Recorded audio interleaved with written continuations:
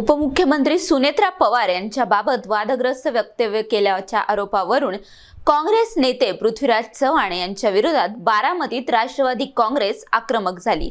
भिगवण चौकात कार्यकर्त्यांनी पुतळा दहन करत जोरदार आंदोलन केले।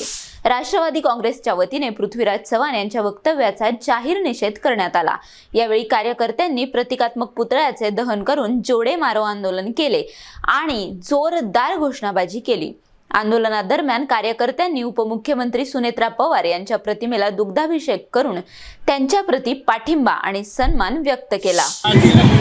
महाराष्ट्र राज्याचे माजी मुख्यमंत्री पृथ्वीराज चव्हाण यांनी जे आदरणीय वहिनी साहेबांनी काही जे वक्तव्य केलेले त्याचा मी प्रथमतः जाहीर निषेध करतो। खरं तर मला वाटतं पृथ्वीराज चव्हाण यांनी रात्री केलेली त्यांची उतरली नसेल आणि त्याच नसेल की पृथ्वीराज चव्हाणांनी तसं वक्तव्य केलं असेल असं मला वाटतं।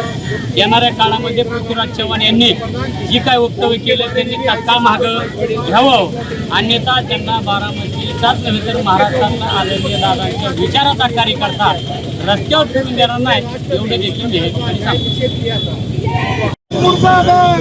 रोल आज या ठिकाणी आमच्या लाडक्या नेत्या आदरणीय सुनेत्रा वहिनी पवार यांच्याबद्दल महाराष्ट्राचे माजी मुख्यमंत्री पृथ्वीराज चव्हाण यांच्या हँडलवरून जे शब्द वापरले गेले त्याचा आम्ही आज या ठिकाणी तीव्र शब्दात निषेध व्यक्त करण्यासाठी या ठिकाणी गोळा झालेलो आहोत। आम्ही या ठिकाणी या निमित्ताने पृथ्वीराज चव्हाण यांना आवाहन करू इच्छितो की एकेकाळी स्वर्गीय पंतप्रधान इंदिरा गांधी यांच्याबद्दलही अशाच प्रकारची बेताल वक्तव्य विरोधी पक्षाकडून व्यक्त करण्यात आली होती। त्या काळी काँग्रेसने देशभर या संदर्भात आंदोलन केलं होतं व अशा प्रकारची बेताल वक्तव्य ही समाजात राजकारणात ज्यावेळेस एखादी महिला काम करते त्यावेळेस तिला त्रास देण्याचा उद्देशाने किंवा ती महिलाला कुठेतरी नाउमेद करण्याच्या उमेदीने करण्यात येतात असं काँग्रेसची त्यावेळेची भूमिका होती।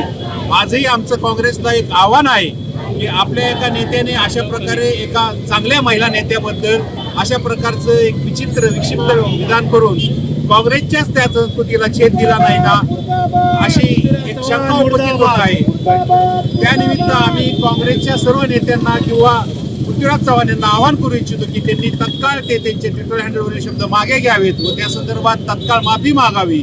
त्यांनी माफी नाही मागितली तर नकळतपणे या महाराष्ट्राच्या सुसंस्कृत राजकारणाला कुठेतरी गालबोट लागण्याचा प्रकार घडणार आहे।